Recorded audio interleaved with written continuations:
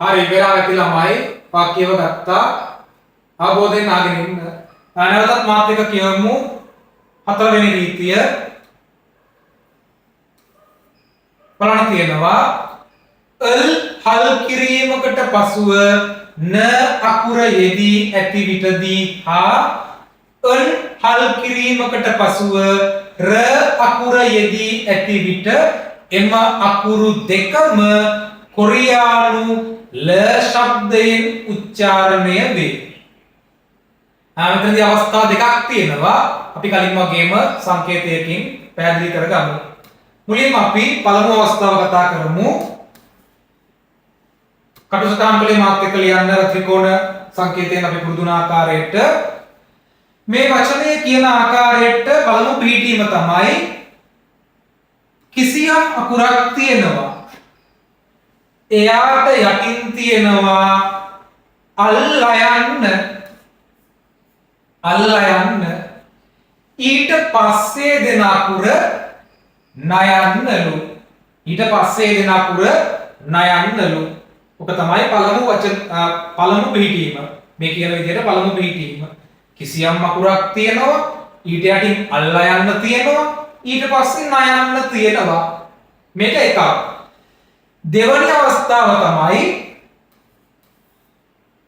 කිසියම් අකුරක් තියෙනවා ත්‍රිකෝණය ඊට යටින් තියෙනවලු අල් නයන්න.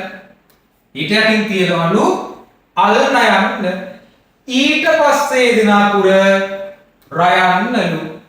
ඊට පස්සේ දෙන අකුර රයන්නලු. මේක තමයි මේ කියන විදිහට ඒ වචන දෙක පිළිතුන ආකාරය. නැවතත් බලමු. කිසියම් අකුරක් තියෙනවා ඊට යටින් අල්ලා යන්න තියෙනවා ඊට පස්සේ නයන්න තියෙනවා. ඒ පළමු වචනය. දෙවන වචනය කිසියම් අකුරක් තියෙනවා ඊට යටින් අල්ලා යන්න තියෙනවා ඊට පස්සේ රයන්න තියෙනවා. මෙන්න මෙහෙම වචනය පිළිටවුවොත් මෙන්න මේ අල්ලා යන්න සහ මේ නයන්නත් මෙන්න මේ අල්න යන්න සහ මේ රයන්නත් කියන අවස්ථා දෙකම මෙන්න මේ කියන අවස්ථා දෙකම ලයනු ශබ්දයෙන් උච්චාරණය වෙනවලු. ලයනු ශබ්දයෙන් උච්චාරණය වෙනවලු. ඒ කියන්නේ මොකක්ද? මෙන්න මේ තීන අල්ලයන්නක් විදියටම උච්චාරණය වෙනවා. ඒ කියන්නේ ලයනු ශබ්දයෙන්. මේ තීන නයන්නක් උච්චාරණය වෙන්නේ නයන්න විදියට නෙවෙයිලු ලයන්න විදියටලු. එතනදී මෙයා නයන්නනේ. නමුත් නයන්න උච්චාරණය නොවි ලයන්නක් තමයිලු එතනදී උච්චාරණය වෙන්නේ. ඒ කියන්නේ මෙයා අල්ලයන්න මෙයා ලයනු ශබ්දයෙන් එයා උඩ ඉන්නේ සරාකුරක් එක්කනේ. මොනවාරි සරාකුරක් එක තමයි උඩ තියෙන්නේ පිල්ලම් ශබ්දයෙන්. ඒ තියෙන පිල්ලම් ශබ්දයෙන් ඒ සරාකුරත් එක්ක මෙයා නයන්නක් නොවි ලයනු ශබ්දයෙන් උච්චාරණය වෙනවලු. ඒතර මේ දෙන්නව මතක තියාගන්න. මෙහෙම පිළිතුනොත් මෙහෙම වචනයක පිළිකියොත් මෙයා අල්ලා යන්න විදිහටම උච්චාරණය වෙනවා. මේ නයන්න ලයනු ශබ්දයෙන් උච්චාරණය වෙනවා. ඒතර පළමු රීතිය මොකක්ද? අල්ලා යන්නට පසුව නයන්න යෙදුනොත් අල්ලා යන්නට පසුව නයන්න යෙදුනොත් අල්ලා යන්නමයි නයන්නත් ලයන්නක් බවට පත් වෙනවා. නයන්නත් ලයන්නක් බවට පත් වෙනවා. ඊට පස්සේ දෙවෙනි අවස්ථාව කිසියම් අකුරක් යටින් අල් නයන්න යෙදිලා ඊට පස්සේ රයනු අකුර යෙදුනොත් අල් නයන්නට පසුව මෙයා යෙදුනොත් මේ දෙකම ලයනු ශබ්දයෙන් උච්චාරණය වෙනවලු. ඒ කියන්නේ මෙන්න මේ තීන අල් නයන්න මෙයා අල් නයන්නනේ මෙයා අල් නයන්නක් නොවි අල් ලයන්නක් විදියට උච්චාරණය වෙනවලු. මෙයා අල් නයන්නක් නොවි අල් ලයන්නක් විදියට උච්චාරණය වෙනවලු. මේ රයනු අකුරත් එම තියෙන සොරෙත් එක්ක රයන්න නොවි ලයනු ශබ්දයෙන් උච්චාරණය වෙනවලු. එහෙනම් බලන්න මෙතන පැහැදිලි ගතියක් තියෙනවා ළමයි. මේක රවුම් කරපු නිසා නැවතත් බලන්න. මෙන්න මේ යෙදෙනවා කිව්ව අල් නයන්න මෙම රීතිය නිසා වචනේ මෙහෙම පිළිටපු නිසා අල් නයන්නක් නොවි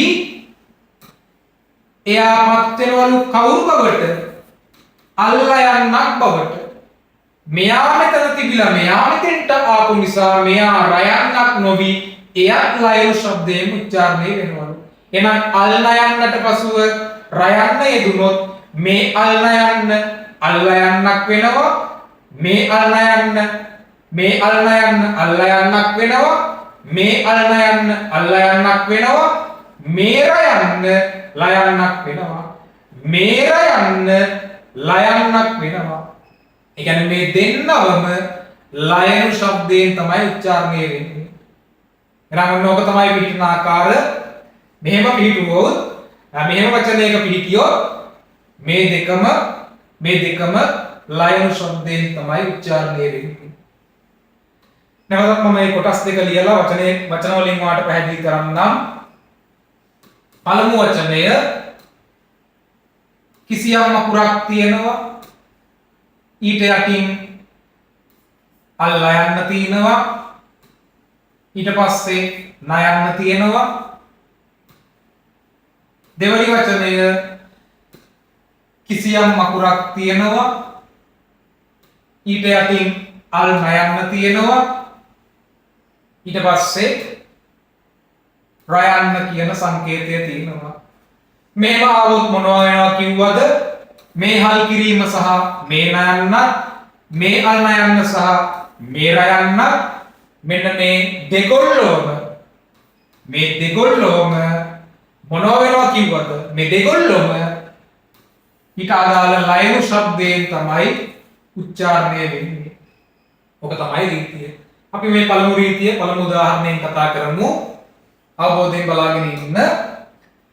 කිසියම් අකුරක් තියෙනවා සොයන්න. සෝ එයාගේ යටින් බලන්නකො අල්ලා යන්න තියෙනවා. එයාගේ යටින් අල්ලා යන්න තියෙනවා. මෙන්න ඊට පස්සේ නයනු අකුර යෙදිලා. මෙන්න ඊට පස්සේ නා අකුර යෙදිලා. මෙහෙම යෙදුනොත් මොනවා වෙනවා කිව්වද? මේ අල්ලා යන්නමයි මේ නයනු අකුර ලයනු ශබ්දයෙන් උච්චාරණය වෙනවා. ඊට අදාළ ස්වරෙත් එක්ක එයත් ලයනු ශබ්දයෙන් උච්චාරණය වෙනවා. මෙන්න වචනය සොල්ලල් විදියට උච්චාරණය වෙනවා. සොල්ලල් කියලා කියන්නේ කොරියානු අලුත් අවුරුද්ද. සොල් නල් නෙවෙයි. අපිට පේන්නේ සොල් නල් විදියට. නමුත් සොල් නල් විදියට පේන විදියට උච්චාරණය වෙන්නේ නැහැ. නොපෙනෙන විදියකට දෙවනි උච්චාරණ රීති පාඩමේ තියෙන මේ රීති බලපැවැත්විලා නොපෙනෙන විදියකට උච්චාරණය වෙනවා. පේන්නේ එක විදියකට උච්චාරණය වෙන්නේ වෙන විදියකට. ඒකයි මේ රීති කියලා දෙන්නේ. එන වචනය සොල් නල් නෙමෙයි වචනය සොල්ලල් කියලා කියන්නේ කොරියානු අලුත් අවුරුද්ද. ඒ ළමයි මම මේ කතා කළේ පළමු වචනේ පිළිටීම. ඒතර ඔයාලට පේනවා මේ තියෙන අල්ලා යන්නත් මේ තියෙන නයන්නත් දෙකම ලයනු ශබ්දයෙන් උච්චාරණය වෙලා. වචනය සොල්ලල් විදියට සොල්ලල් කියලා උච්චාරණය වෙනවා. අපි යමු දෙවන රීතිය කතා කරන්න. දෙවන උදාහරණය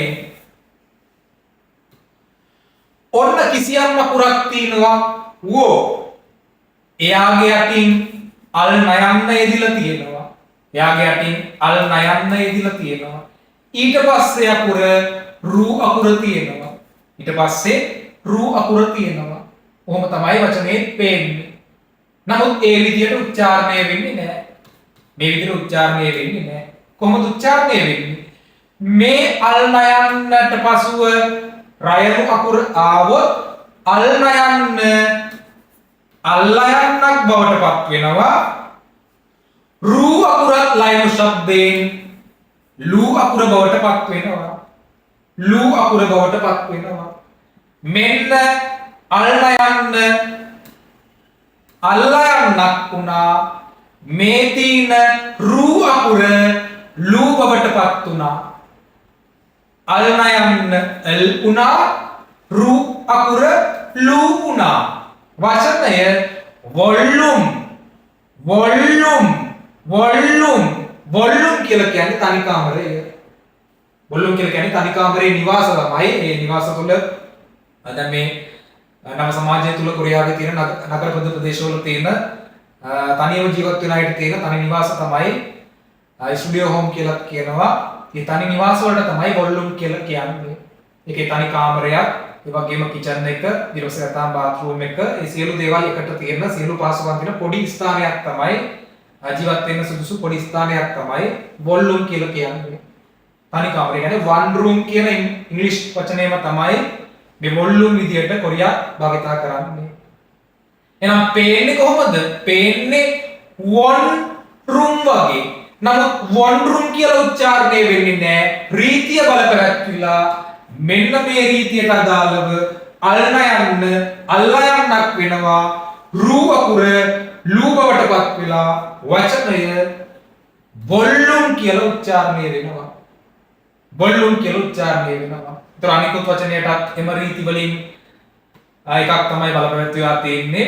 ඒ වචනයක් අර විදියටම අල්නයන්න අල්ලයන්නක් වෙලා රී අකුර ලී අකුරක් වෙලා ප්යලියෝ විදියට උච්චාරණය වෙනවා. ප්යලියෝ කියලා කියන්නේ පහසුයි. ප්යලියෝ කියලා කියන්නේ පහසුයි කියන්නේ ඒක. එතකොට මේ රීති බලා ගන්න මම කලින් කිව්වා වගේ දැන් මේක හතරවෙනි රීතිය අපිට තව රීතියක් තියෙනවා කතා කරන්න. පහළට.